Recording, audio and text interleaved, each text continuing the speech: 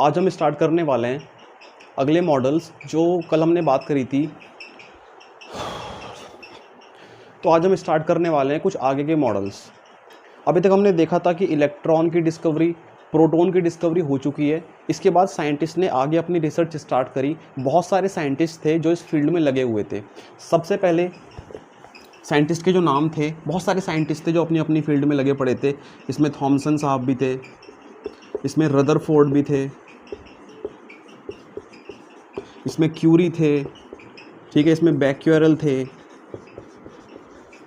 इसमें रोइंटजेन थे, और भी बहुत सारे साइंटिस्ट थे जो लगे हुए थे। लेकिन जो मॉडल फेमस हुए वो हम पढ़ते हैं थॉमसन एंड रदरफोर्ड। इन दोनों के मॉडल बहुत ज़्यादा फेमस थे। इन्होंने करा था अल्फ़ा पार्टिकल्स के ऊपर जो मॉडल की स्टडी करनी है। थॉमसन ने करा था वाटरमेलन के नाम से, बहुत ज़्यादा फेमस है। इन दोनों के थे। ये मॉडल इतना सक्सेसफुल नहीं हुआ, लेकिन ये वाला मॉडल था, इसने बहुत सारी इन्फॉर्मेशन हमारे सामने ला के रख दी जो कि हमें पढ़नी है।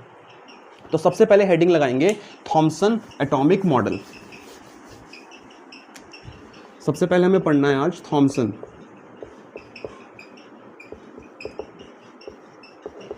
Atomic model. इसके बारे में स्टडी करनी है। इसको हम सब एटॉमिक पार्टिकल्स के नाम से भी जानते हैं, सब एटॉमिक मॉडल। इसके बहुत सारे नाम रखे गए। इसको वाटरमेलन के नाम से भी जाना जाता है, इसको प्लम पुडिंग के नाम से भी जाना जाता है, इसको रेजिन्स के नाम से भी जाना जाता है। बहुत सारे इसके नाम थे। इसमें इन्होंने क्या बोला, इन्होंने इसमें इतना जिक्र किया कि जो एटम है वो स्फेयर है और इसके अंदर पॉजिटिव चार्ज है, और जो इलेक्ट्रॉन्स हैं वो इसके अंदर एम्बेडेड हैं, मतलब जगह जगह पर यहाँ पर इलेक्ट्रॉन्स प्रेजेंट हैं।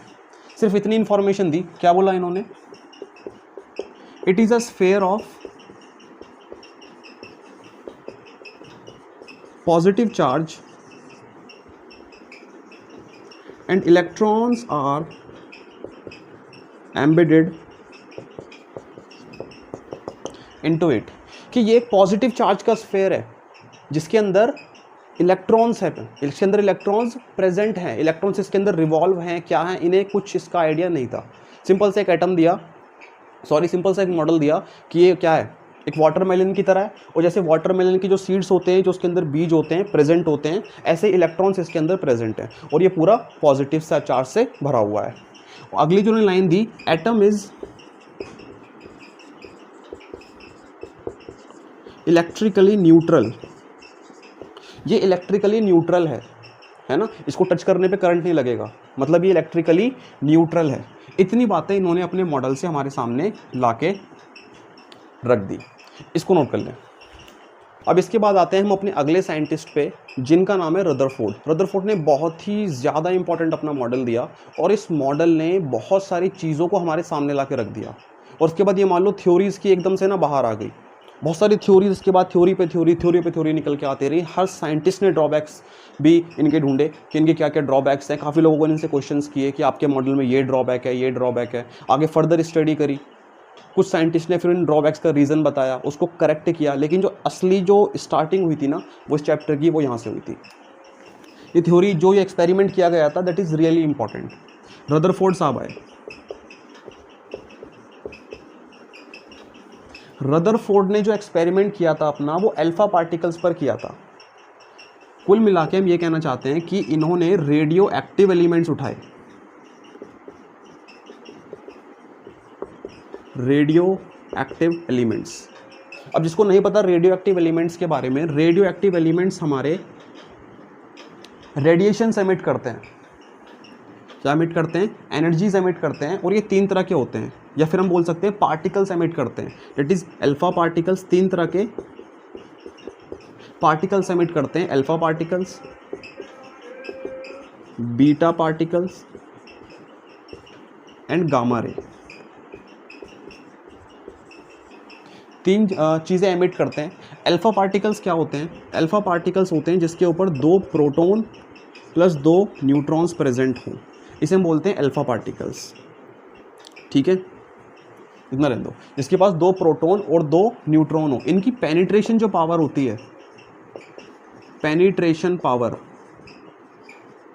वो काफ़ी कम होती है।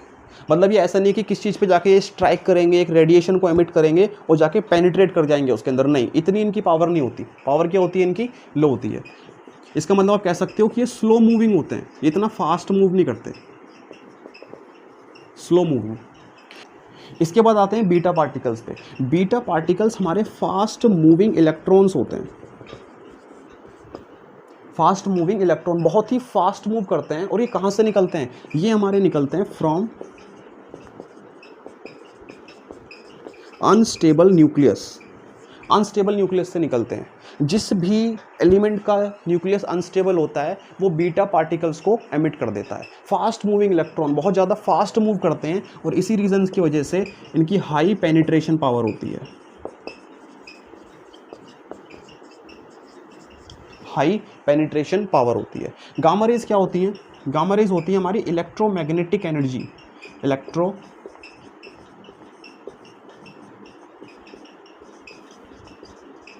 मैग्नेटिक एनर्जी जो कहाँ से निकलती है? ये भी निकलती है हमारी अनस्टेबल न्यूक्लियस से।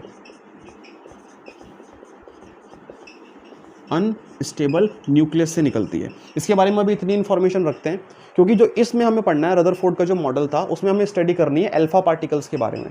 एक्चुअली इसके बारे में स्टडी नहीं करनी, इन्होंने अपने एक्सपेरिमेंट में अल्फा पार्टिकल को यूज़ किया था, इसलिए हमें ये सारी चीज़ें यहाँ पर नोटिस करनी पड़ती हैं।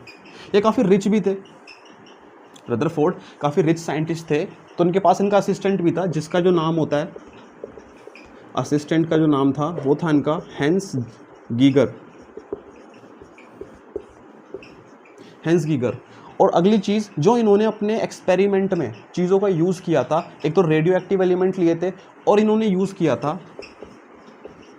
Gold foil. गोल्ड फॉइल लेने के पीछे ये रीज़न नहीं था कि ये काफ़ी रिच थे इसलिए इन्होंने यूज़ किया था। एक्चुअली गोल्ड फॉइल लेने का रीज़न ये था कि ये ना डक्टाइल नेचर का होता है, तो उसको हम थिन शीट्स में कन्वर्ट कर सकते हैं। तो एक बहुत ही पतली गोल्ड की शीट इन्होंने ली थी अपने एक्सपेरिमेंट में यूज़ करने के लिए, तो डक्टाइल नेचर की वजह से इन्होंने गोल्ड फॉइल का यूज़ किया था यहाँ पे। अब हम स्टार्ट करेंगे अल्फा पार्टिकल, जरा इसको नोट कर लो। इनके एक्सपेरिमेंट की एग्जैक्ट बातें करते हैं कि इन्होंने किस तरीके से उसको परफॉर्म किया और क्या क्या चीज़ें नोटिस करी। समझो, इसे हम बोलते हैं alpha particle scattering experiment. Alpha particle scattering experiment इसको बोला गया। क्या इन्होंने एक्सपेरिमेंट किया? इन्होंने यहाँ पर लिया एक बॉक्स लिया और उसके अंदर एक रेडियो एक्टिव एलिमेंट था, जैसे पोलोनियम इन्होंने यूज़ किया। अभी बताया था रेडियो एक्टिव एलिमेंट क्या करते हैं? अल्फा पार्टिकल्स एमिट करते हैं। और यहाँ पर इन्होंने क्या करा? यहाँ पर लगा दी एक जिंक सल्फाइड की स्क्रीन, है ना, ये यहाँ पर ये जिंक सल्फाइड की स्क्रीन लगा दी और यहाँ पर रख दी थिन गोल्ड की फॉइल। थिन गोल्ड की फॉइल क्यों ली? क्योंकि थिन होती है, डक्टाइल नेचर की वजह से। तो देखने के लिए क्या मिला, जब यहाँ से अल्फा पार्टिकल्स आए, ये अल्फा पार्टिकल्स, तो कुछ अल्फा पार्टिकल्स तो सीधे निकल गए, है ना, कुछ अल्फा पार्टिकल्स यहाँ से सीधे गए, कुछ अल्फा पार्टिकल्स थोड़ा डिफ्लेक्ट हो गए, ये जो आ रहे हैं ये डिफ्लेक्ट हो गए, और कुछ अल्फा पार्टिकल वापस चले गए, है ना। कुछ मतलब ऐसे डिफ्लेक्ट हो गए, कुछ तो इतने डिफ्लेक्ट हो गए, है ना, कुछ 90 डिग्री पे डिफ्लेक्ट हो गए और कुछ वापस चले गए, और कुछ तो ये मान लो 90 डिग्री यहाँ से 180 डिग्री पे वापस चले गए। तो ये चीज़ें नोटिस करी और इससे ना बहुत सारी चीज़ निकल के आई। पहला क्वेश्चन तो ये कि हमें पता कैसे चला कि जो पार्टिकल्स है वो डिफ्लेक्ट हो रहे हैं। ये जिंक सल्फाइड की स्क्रीन जो यहाँ पर लगाई थी ये ब्राइट हो गई, हर जगह से ब्राइट हो गई। इसका मतलब क्या हुआ? कुछ अल्फा पार्टिकल्स यहाँ पर भी स्ट्राइक कर रहे हैं, कुछ यहाँ पर भी, कुछ यहाँ पर भी, और कुछ अल्फा पार्टिकल्स पीछे भी चले गए। पीछे कैसे पता चला? पीछे भी इन्होंने एक जिंक सल्फाइड की स्क्रीन लगा दी थी, तो कुछ अल्फा पार्टिकल पीछे निकल गए।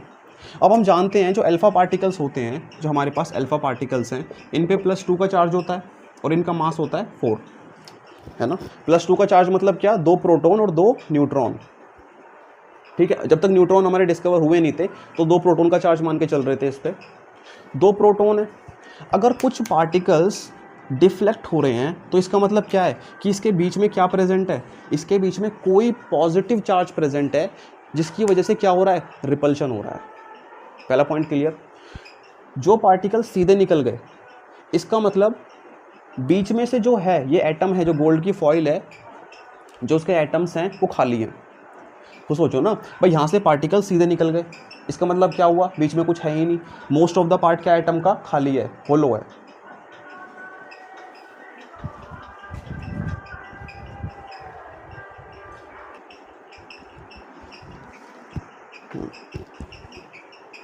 हाँ, तो जो मोस्ट ऑफ द पार्ट है एटम का वो क्या है, खाली है। अगर कुछ पार्टिकल सीधे चले गए, मतलब उनके रास्ते में कोई नहीं है, तो मोस्ट ऑफ द पार्ट तो खाली हो गया, क्योंकि 99% जो पार्टिकल्स थे वो सीधे निकल गए। कुछ पार्टिकल्स डिफ्लेक्ट हो गए, इसका मतलब डिफ्लेक्शन हो रहा है, पॉजिटिव चार्ज जिन पे होता है, इसका मतलब पॉजिटिव से कोई चीज़ रिपेल कर रही है। एटम के बीच में या एटम के बिल्कुल छोटे से पॉइंट पे कुछ तो ऐसी चीज़ है कि जहाँ से जो पार्टिकल हैं वो डिफ्लेक्ट हो रहे हैं। और कुछ पार्टिकल ऐसे थे जो 180 डिग्री पे डिफ्लेक्ट हो गए, मतलब उनके सामने ही कोई चीज़ आई है जिससे टकरा कर वो वापस हो गए। और अगर उससे टकरा कर वो चीज़ वापस आ रही है, इसका मतलब वो चीज़ बहुत ज़्यादा हैवी है। लिखते हैं, चलो यहाँ से पॉइंट क्या क्या निकल के आए। पहला पॉइंट यहाँ से निकल के आया, almost 99.9% of particles, almost 99.9 particles passes undeviated। 99% कैसे पास हुए, अनडेविएटेड, मतलब उन्होंने कोई डेविएशन शो नहीं किया, कोई डिफ्लेक्शन शो नहीं किया। सम पार्टिकल्स शोज डेविएशन, कुछ पार्टिकल ने डेविएशन शो किया, मतलब इसका अप्रोक्सीमेशन मानते हैं 1 to, मतलब 20,000 पार्टिकल्स में से अगर 20,000 पार्टिकल्स है तो उसमें से एक पार्टिकल ने क्या शो किया, डेविएशन शो किया, 1 out of 20,000। इतने केवल इन पार्टिकल्स ने डिफ्लेक्शन शो किया। And very few particles, very few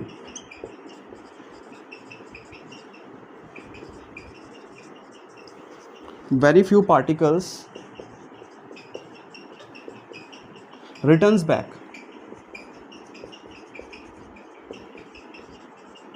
और जो कुछ पार्टिकल्स थे वो क्या हो गए, रिटर्न्स हो गए। 99% पार्टिकल्स क्या हुए, सीधे निकल गए। कुछ पार्टिकल्स ने क्या करा, कुछ डिफ्लेक्शन शो किया, और जो वेरी फ्यू पार्टिकल्स थे वो 180 डिग्री पे वापस चले गए। रिटर्न्स बैक मतलब पूरे 180 डिग्री पे वो वापस चले गए। अब इन चीज़ों से क्या क्या चीज़ें निकल के आई, पहले इसको नोट करो।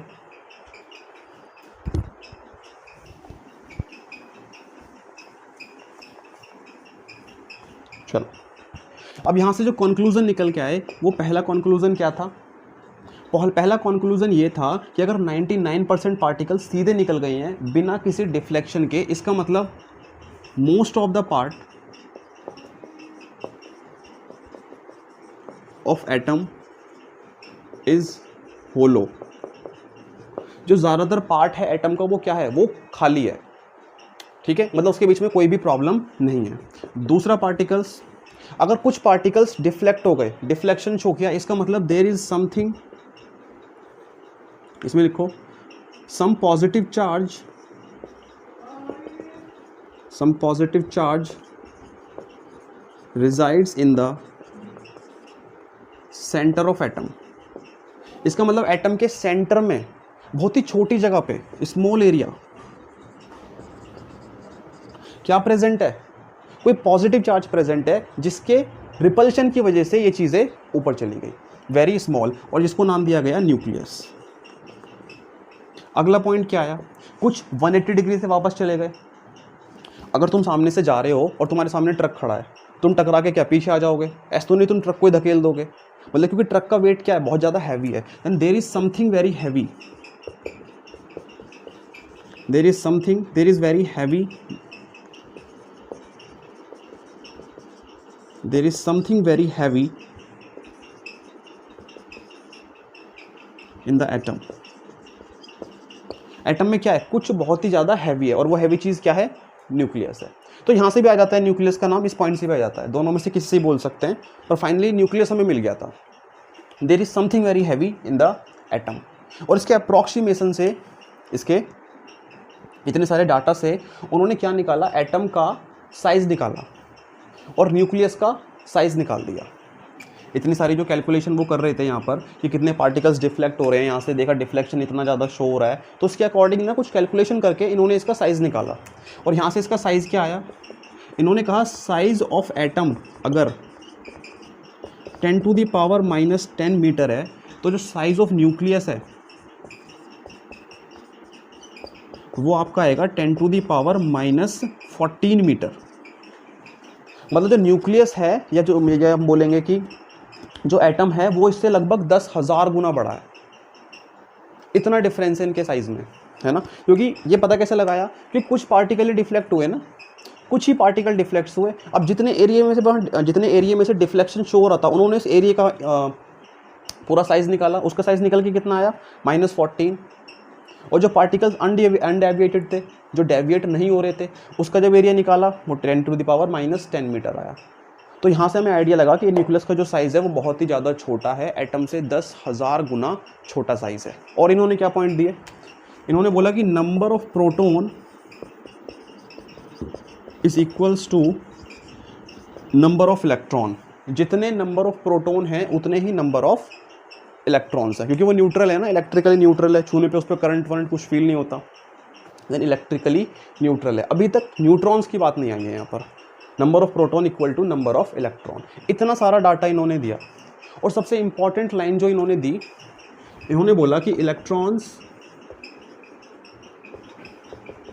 आर रिवॉल्व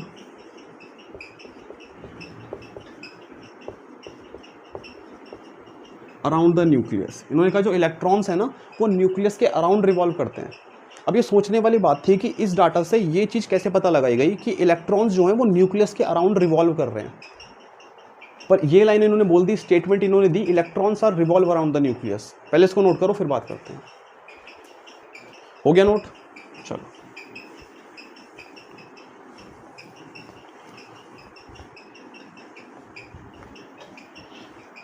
एक यहाँ पे इंपॉर्टेंट पॉइंट ये था, जो साइज ऑफ एटम और साइज ऑफ न्यूक्लियस था, तो उन्होंने हमें रिलेशन दिया था यहाँ पर, that is R equals to R0 A⁻1/3। R का यहाँ पर मतलब होता है, R is radius of nucleus. R0 की जो वैल्यू दी थी 1.3 इंटू 10⁻⁻5, और जो A था हमारा, that is mass of atom. Mass of atom, अगर आपके पास मास ऑफ एटम है तो रेडियस निकाल सकते हो, अगर रेडियस ऑफ न्यूक्लियस है तो मास ऑफ एटम निकाल सकते हो। ये रिलेशन इन्होंने दिया था, जरा इसको नोट कर लो।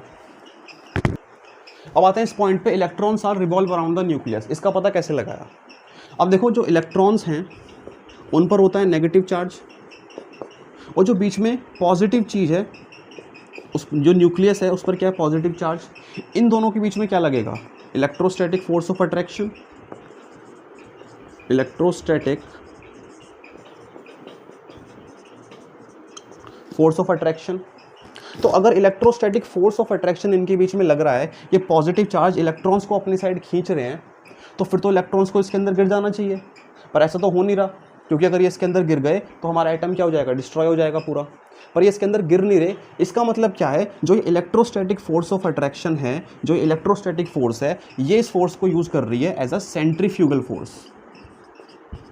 सेंट्रीफ्यूगल फोर्स, इसको सेंट्रीफ्यूगल फोर्स की तरह रोटेट करा जा रहा है। इसका आइडिया मिला था सोलर सिस्टम से। जैसे मान लो ये सन है और इसके आसपास क्या है, अर्थ रिवॉल्व कर रही है। अब इन दोनों के बीच में क्या है, इन दोनों के बीच में ग्रेविटेशनल फोर्स।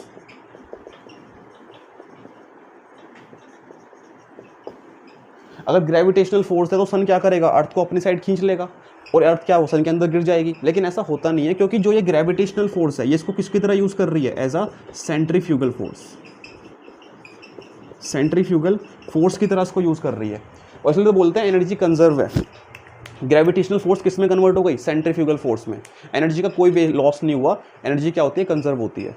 तो इस सोलर सिस्टम की वजह से ही इसको सोलर सिस्टम के नाम से भी जाना जाता है।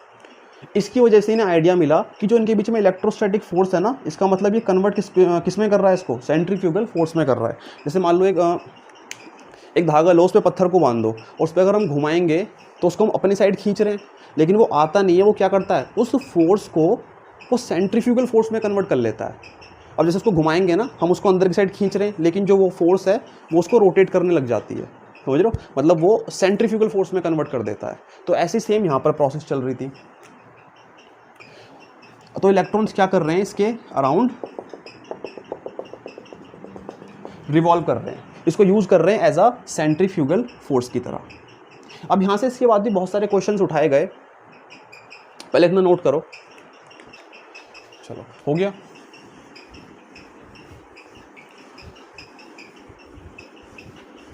अब रदरफोर्ड ने ना इतनी सारी बातें अपने एक्सपेरिमेंट में दे दी थी, लेकिन इसके बाद इसके बहुत सारे ड्रॉबैक्स आए। इसके अगर हम ड्रॉबैक्स की बात करें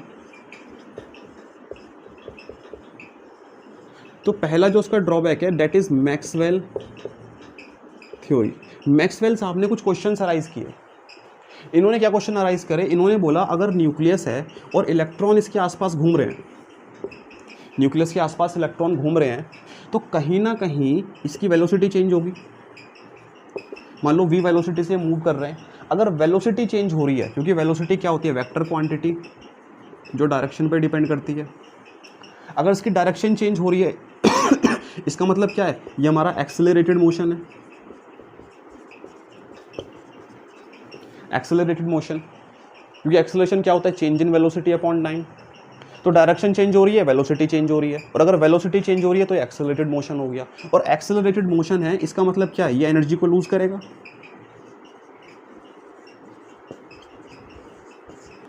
है ना? अगर कोई चीज़ एक्सेलरेट होती जा रही है, अगर हम अपनी स्पीड को कंटिन्यूस भाग रहे हैं और अपनी स्पीड को हम कंटिन्यूस एक्सेलरेट करते जा रहे हैं, तो क्या होगा? हमारी कुछ टाइम बाद एनर्जी खत्म हो जाएगी और हम थक जाएंगे, सारी एनर्जी वेस्ट हो जाएगी। तो ये एक्सेलरेटेड मोशन है। अगर ये एक्सेलरेटेड मोशन है तो अपनी एनर्जी को इलेक्ट्रॉन्स क्या करेंगे? लूज करेंगे। और अगर एनर्जी को लूज करेंगे तो इलेक्ट्रॉन्स क्या हो जाएंगे? Electrons falls in nucleus. Electrons हमारे न्यूक्लियस में फॉल हो जाएंगे, और अगर ऐसा हो गया तो एटम डिस्ट्रॉय हो जाएगा। तो रदरफोर्ड के पास इसका कोई जवाब नहीं था कि ऐसा आखिर क्यों हो रहा है कि अगर वो मूव कर रहे हैं और ये मोशन एक्सेलरेटेड है, एनर्जी को लूज करेंगे, तो इलेक्ट्रॉन्स उसके अंदर अगर गिर जाएंगे तो वो गिर क्यों नहीं रहे? मैक्सवेल ने सवाल करा, रदरफोर्ड के पास इसका कोई भी जवाब नहीं था। इसको हम लिखते हैं he can not explain the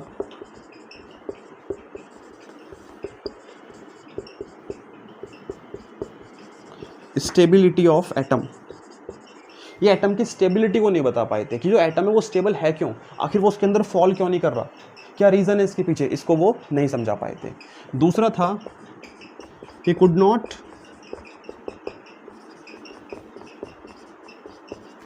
explain the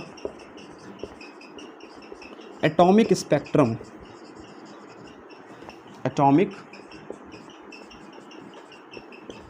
spectrum, ये एटॉमिक स्पेक्ट्रम को भी नहीं समझा पाए थे। स्पेक्ट्रम सबको पता होता है, जब वाइट लाइट पास होती है प्रिज्म से तो 7 कलर में स्प्लिट हो जाती है। लेकिन प्रॉब्लम क्या थी? उसके कुछ कलर्स विजिबल थे, कुछ कलर्स विजिबल नहीं थे। इसको हम बोलते हैं स्पेक्ट्रम, जो 7 कलर में स्प्लिट हो जाना। लेकिन उस स्पेक्ट्रम में कुछ कलर विजिबल थे, कुछ कलर्स विजिबल नहीं थे। तो क्वेश्चंस करेगा कि ऐसा क्यों, जो कलर विजिबल नहीं है तो वो क्यों विजिबल नहीं हो पा रहे? तो इसका जवाब भी रदरफोर्ड के पास नहीं था। तो ये दो इसके ड्रॉबैक्स आए थे जिसका जवाब ये नहीं दे पाए थे। इसको नोट कर लें। अब यहाँ से हमारे ना कुछ क्वेश्चंस आते हैं इस एक्सपेरिमेंट से। कुछ न्यूमेरिकल्स आते हैं, ज़्यादा तो नहीं। जिस न्यूमेरिकल्स हमारे जो आते हैं वो आते हैं डिस्टेंस ऑफ क्लोजेस्ट अप्रोच। तो ये डिस्टेंस ऑफ क्लोजेस्ट अप्रोच क्या है? Distance of closest approach. अभी हमने क्या देखा था, जो एक्सपेरिमेंट हुआ था, कोई रेडियो एक्टिव पार्टिकल्स हैं जिसने मैं बोला अल्फा पार्टिकल्स, ये मूव कर रहे हैं विद वेलोसिटी v, और यहाँ पर एक गोल्ड की फॉइल रखी थी जिसके पास कुछ इलेक्ट्रॉन्स होंगे और इसका कुछ एटॉमिक नंबर होगा, तो टोटल इलेक्ट्रॉन्स कितने हो जाएंगे, Z into E. Distance of closest approach क्या होता है कि अब जो अल्फा पार्टिकल से ये मूव कर रहे हैं, लेकिन एक पॉइंट पर देखा था कि वो 180 डिग्री से वापस हो गए थे, तो जिस पॉइंट पे ये वापस हो जाएंगे, ये v वेलोसिटी से मूव कर रहे हैं और जिस पॉइंट पर ये वापस हो जाएंगे, मान लो ये इस पॉइंट से वापस हो गए, तो इस पॉइंट से लेके न्यूक्लियस तक के डिस्टेंस को, इस पॉइंट से लेके न्यूक्लियस तक के डिस्टेंस को हम क्या बोलते हैं, डिस्टेंस ऑफ क्लोजेस्ट अप्रोच। इसे हम बोलते हैं डिस्टेंस ऑफ क्लोजेस्ट अप्रोच। अब जो अल्फा पार्टिकल यहाँ से मूव कर रहे हैं, इसका कुछ मास होगा, मास ऑफ अल्फा पार्टिकल्स, ठीक है। और इस पूरी प्रोसेस में क्या होता है, एनर्जी जो होती है कंजर्व होती है, जो टोटल एनर्जी होती है वो क्या होती है, कंजर्व होती है। और टोटल एनर्जी कितनी होगी, potential energy plus kinetic energy. अब स्टार्टिंग में क्या है अल्फा पार्टिकल्स के पास, पोटेंशियल एनर्जी है, दैट इज के, पोटेंशियल एनर्जी में बता देता हूँ, ये होता है 4 पाई एप्सिलॉन नॉट के naught Q1 Q2 upon r. और काइनेटिक एनर्जी कितनी होती है, half mv²।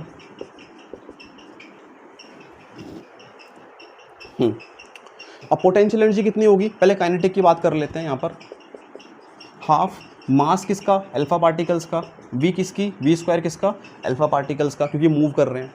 1/4 pi epsilon not को हम k से डिनोट करते हैं, जो ये वैल्यू है ना, दिस इज k मान लेते हैं कांस्टेंट। तो k, Q1 चार्ज कितना है इनके पास, अल्फा पार्टिकल्स पे कितना चार्ज होता है, +2 का चार्ज, +2 का चार्ज होता है इसके पास, 2e। तो यहाँ पे लिख लेते हैं k, 2e का चार्ज है, Q2 कितना, दूसरा चार्ज कितना है इसके पास, जो चार्ज है कितना चार्ज है, Z into e, ZE upon r. R क्या है, जो ये डिस्टेंस है, क्लोजेस्ट अप्रोच का जो डिस्टेंस है, इसको बोलते हैं आर। तो यहाँ से हमारा फॉर्मूला क्या आ जाता है निकल के, टोटल एनर्जी का, टोटल एनर्जी कंजर्व होती है, तो यहाँ से आप आर निकाल सकते हो। तो उसको नोट कर लेते हैं पहले ज़रा थोड़ा सा, हाफ ये हो जाएगा आपका, यहाँ से उतारेंगे half m alpha v² plus k 2e ZE upon R. से आपका जो r निकल के आ जाएगा, दैट इज़ ये हो जाएगा आपका 4k ZE² upon m alpha v²। ये आपका फॉर्मूला होता है डिस्टेंस ऑफ क्लोजेस्ट अप्रोच का। इसको नोट करो, फिर कुछ न्यूमेरिकल्स करते हैं इसके ऊपर। तो जैसे कि हमारे पास क्वेश्चन है, इस क्वेश्चन में क्या गिवन है कि जो एटम है उसके न्यूक्लियस का डायमीटर इतना है और आपको एटम का डायमीटर बताना है। अगर देखो 1 सेंटीमीटर है, एक चीज़ याद रखना, एटम में मैंने बताया था जो एटम का जो रेडियस होता है वो कितना आया था, -10, और जो न्यूक्लियस का जो रेडियस था वो कितना आया था, -14। ठीक है, ये इससे 10,000 गुना बड़ा है। क्या, एटम का जो रेडियस है वो न्यूक्लियस के रेडियस से 10,000 गुना बड़ा है। यहाँ पर न्यूक्लियस का डायमीटर दे दिया, डायमीटर है 1 सेंटीमीटर, तो रेडियस कितना हो गया, 0.5 सेंटीमीटर हो गया। और ये चीज़ जो आपकी गिवन होती है ना, ये मीटर में होती है। तो एक काम करो, पहले इसको रेडियस को मीटर में कन्वर्ट कर लो। मीटर में कितना हो जाएगा, 0.5 डिवाइडेड बाय 100। उसको आप लिख सकते हो यहाँ से इंटू 10 टू दी पावर -1, इससे काटोगे 0.05 इंटू 10 टू दी पावर -1, एक और जीरो आगे चला जाएगा, 0.005। किसमें आ गया, अब ये मीटर में आ गया, डायमीटर। अब जो हमें क्या निकालना है, calculate the size of atom. Atom का जो साइज होता है वो कितना, 10,000 गुना बड़ा होता है। मतलब उसका जो रेडियस है, अगर उसका रेडियस कितना है, इतना है, तो उसका कितना होगा, 10,000 गुना बड़ा। तो उसकी मल्टीप्लाई कर दो, 0.005 इंटू 10 टू दी पावर 4। भाई 4 हो जाएगा ना हमारा, 1 2 3 4, 10,000 गुना बड़ा हो गया। कितना आ जाएगा निकल के यहाँ पे, यह आ जाएगा आपका 50 मीटर। ये क्या आ गया, रेडियस ऑफ एटम। इससे मल्टीप्लाई करोगे 50 मीटर आ गया रेडियस। आपको निकालना है calculate the size of atom. तो साइज ऑफ एटम कितना हो जाएगा, साइज ऑफ एटम मतलब डायमीटर। तो डायमीटर क्या हो जाएगा, 2 इंटू रेडियस, कितना हो जाएगा, 50 into 2 is equals to 100 metre. Answer will be 100 metre. इसको नोट कर लो। तो हमारे पास क्वेश्चन है जिसमें पूछा गया है with what velocity should alpha particle travel towards the nucleus of copper so that it arrives at a distance of 10⁻⁻13 metre. मतलब कि अल्फा पार्टिकल्स की कितनी स्पीड होनी चाहिए, वेलोसिटी पूछा है इसमें, कितनी स्पीड होनी चाहिए कि वो कॉपर के न्यूक्लियस के कितने पास आ जाए, 10⁻⁻13 मीटर। मतलब उन दोनों का जो डिस्टेंस हो वो इतना है। मतलब अल्फा पार्टिकल यहाँ से मूव कर रहे हैं, ये कॉपर का न्यूक्लियस है, मूव कर रहे हैं। इसकी वेलोसिटी कितनी होनी चाहिए, वेलोसिटी कितनी होनी चाहिए कि जो न्यूक्लियस है, जो उसके अंदर कॉपर का, ये कॉपर है, जो न्यूक्लियस है, इनके बीच का जो डिस्टेंस है वो इन्होंने गिवन दे दिया 10⁻⁻13 मीटर। और आप जानते हो ये क्या होता है, रेडियस। ये क्या है हमारा रेडियस, जिसे हम बोलते हैं डिस्टेंस ऑफ क्लोजेस्ट अप्रोच। तो डिस्टेंस ऑफ क्लोजेस्ट अप्रोच इन्होंने दे दिया कि इन दोनों का जो डिस्टेंस है अल्फा पार्टिकल का और न्यूक्लियस का वो कितना है, इतना। लेकिन ये किस स्पीड से मूव कर रहा होगा, किस स्पीड से ये मूव कर रहा होगा, मतलब आपको निकालनी है कुल मिला के यहाँ पर वेलोसिटी। कुल मिला के वेलोसिटी की बात करनी है हमें यहाँ पे। फॉर्मूला क्या होता है हमारे पास, K4ZE² mass of alpha V²। R हमारे पास कितना है 10⁻⁻30। K की वैल्यू इन्होंने गिवन दी है 9 × 10⁻9। Z एटॉमिक नंबर गिवन है, Z का मतलब होता है एटॉमिक नंबर, लिख लो यहाँ पे, Z इज एटॉमिक नंबर। कितना है 29 इंटू इलेक्ट्रॉन का चार्ज कितना है 9.1 इंटू 10⁻⁻31 का square. Mass of alpha particle का मास कितना है,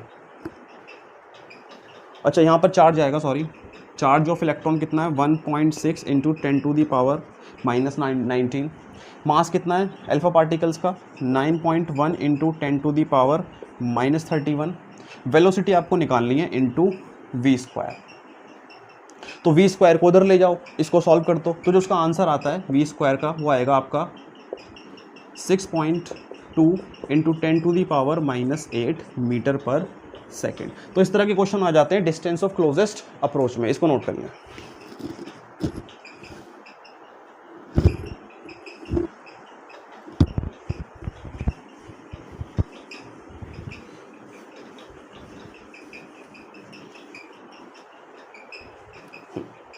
तो आज के लिए इतना ही रखते हैं। अगले लेक्चर में हम देखेंगे कि न्यूट्रॉन की डिस्कवरी किस तरह हुई, हमें क्या ऐसी कमी महसूस हुई जिसकी वजह से हमें पता चला कि कोई ऐसी चीज़ है जो अभी मिस हो रही है, जिसका नाम आगे जाके न्यूट्रॉन पड़ा।